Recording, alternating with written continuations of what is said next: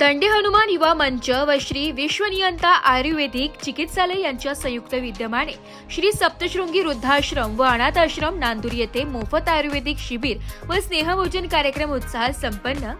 दंडी हनुमान युवा मंच व श्री विश्वनियंता आयुर्वेदिक चिकित्सालय यांच्या संयुक्त विद्यमाने श्री सप्तशृंगी वृद्धाश्रम व अनाथ आश्रम नांदुर येथे मोफत आयुर्वेदिक शिबिर आयोजित करण्यात आले। सदर प्रसंगी स्नेहभोजनाचेही आयोजन करण्यात आले।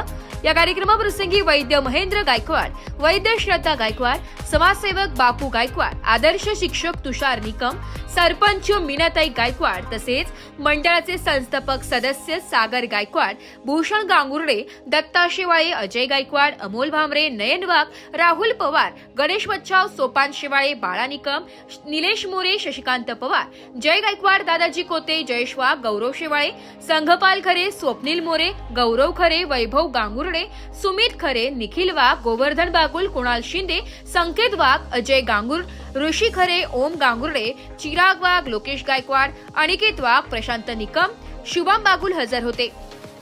नाशिक लोकशाही न्यूज साठी उपसंपादक बाजीराव नाना खेरनार, नाशिक।